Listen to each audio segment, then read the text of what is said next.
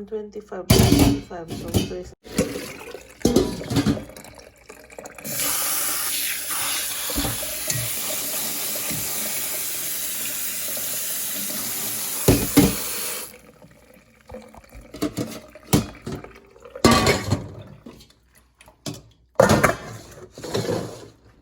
so, yun ang ating blueberries, guys. Gawin natin itong...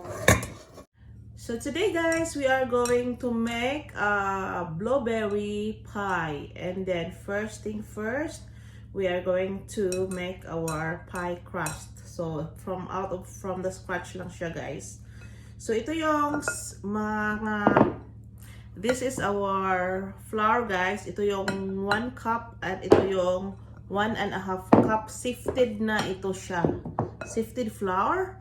So, we will add now, guys, our 1 teaspoon of white sugar, half teaspoon ng Himalayan salt. Any fine salt you can use. So, mix natin siya, guys. Tapos, I'll be using 228 grams ng ating cold butter, unsalted butter. 228 grams. Ang dami, guys, no? Flaky and buttery. Tama ba siya? Yan, guys. Fork lang yung gamitin ko, guys. If you have the ano ba yon? If you have the food processor, you can use your food processor, mga besh. Yung sa akin lang dito, guys, gagamit ako ng ano. So now, guys, i-mix na natin ang ating, so we will be mixing our 1 cup of flour. Ako ng 1/2 cup of ice cold water, guys. Lagyan natin ng 2 teaspoon of vinegar, white vinegar. So dry, so mag-add tayo ng water. 1, 2, 3, and 4. 4 muna. Ito yung water with vinegar, guys.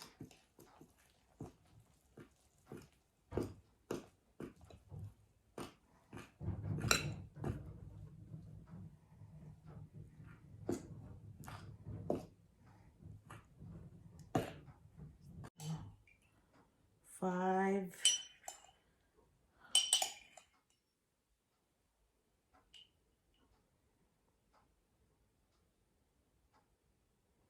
6.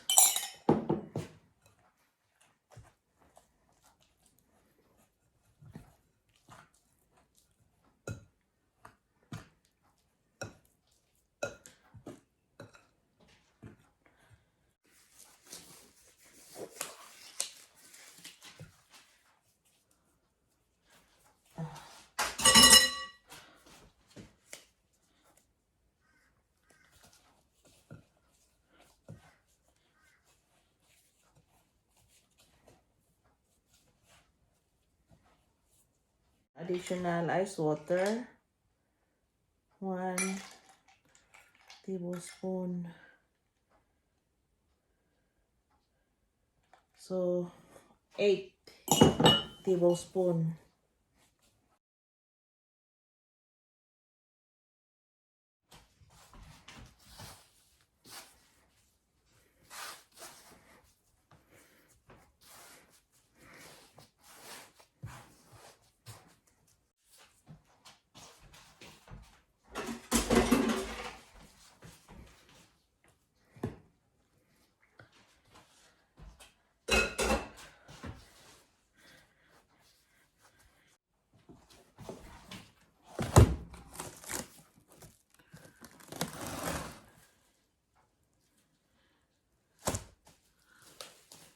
We need a cling wrap.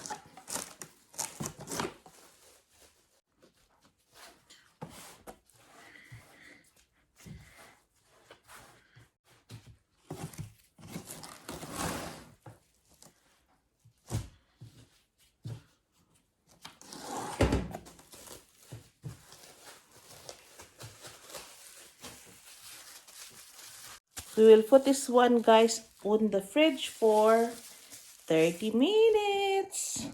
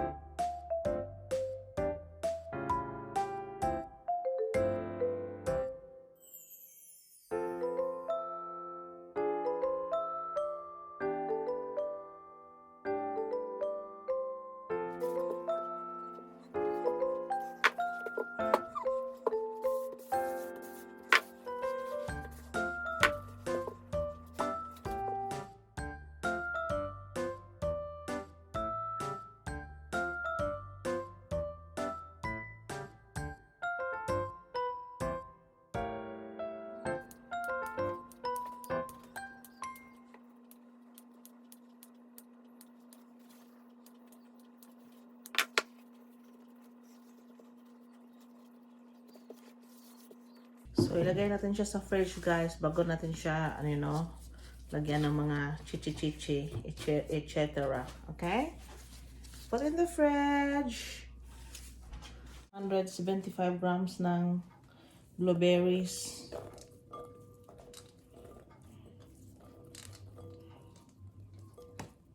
Sus, nahulugan na.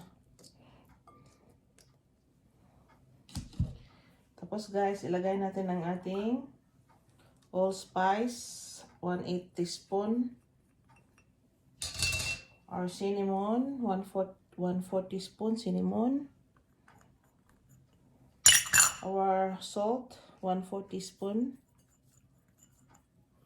Ang lemon zest. Mga ano lang siya, mga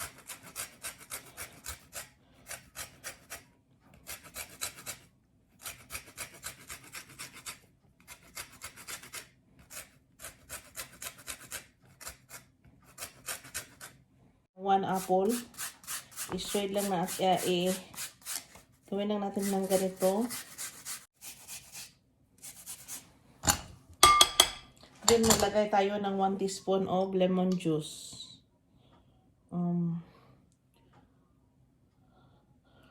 teaspoon ng lemon juice, guys. Okay? Tapos ilagay na natin ang ating sugar. 3/4 cup ng sugar. Tapos ilagay natin ang ating 1/4 cup of cornstarch, corn flour. So i-toast lang natin, guys.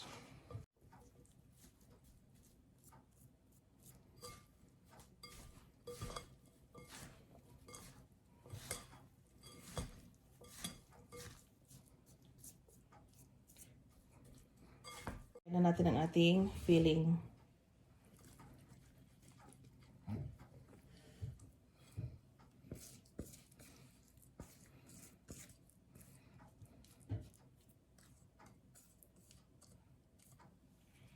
Yan ang ating pie dough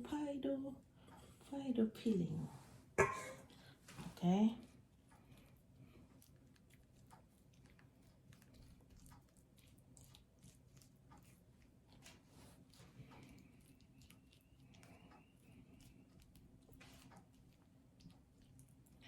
So, yung corn flour, guys, ang mag-bind ng, ng liquid. So, ilagay muna natin siya sa ating fridge for 30 minutes. While i-prepare natin ang ating cover ng dough. Okay? Yun siya, guys. Ilagay natin sa ating fridge for 30 minutes.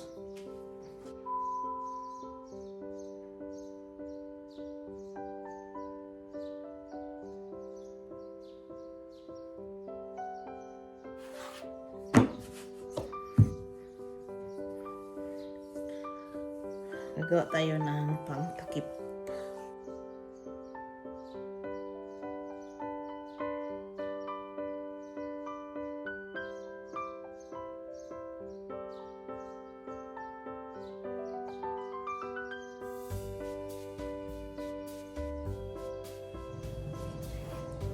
ito na siya, guys. So, ito na siya. Ha? Kitang-kita ninyo na, guys, ang ating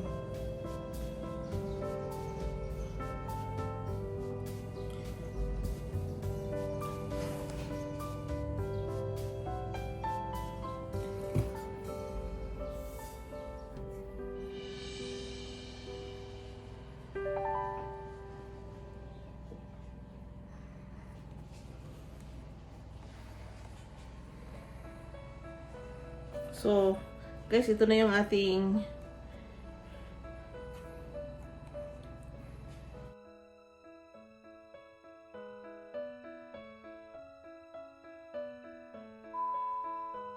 now it's about time to put unsalted butter on the whole of our pie crust. So, yung cover ng ating pie crust, guys, nilagyan ko siya ng unsalted butter. I cut it bits and pieces. Then, we are going to brush it with egg yolk, a combination of yolk, egg yolk and milk. So yun ang ating brush. I-brush sa ating pie crust. Then we are going to put that one in our oven 10 minutes for 400 degrees Fahrenheit at 10 minutes. After we brush up with eggs, we are going to sprinkle raw sugar at the top. Okay, guys?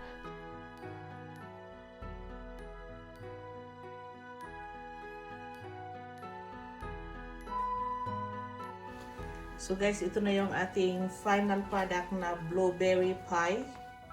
So, ito na siya, guys. Oh, ooh, blueberry pie. So, if you haven't subscribed yet to this home, guys, please do subscribe and hit nyo na rin ang notification bell para updated kayo sa susunod kong mga videos. Thank you for watching, everyone, and enjoy! That's our pie. Pie. Blueberry pie. It's about time to slice our blueberry pie. And according to my husband, guys, this is the best blueberry pie he tasted. Very yummy.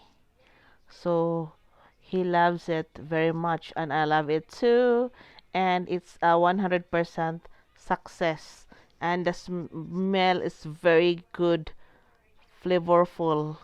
So if you haven't subscribed yet to Test Home, guys, please don't forget to subscribe and hit nyo na rin ang notification bell para updated kayo sa susunod kong mga videos. And I hope you learned something out of my cooking and I hope to see you on my next video. Thank you for watching, everyone, and have a good time. Bye-bye!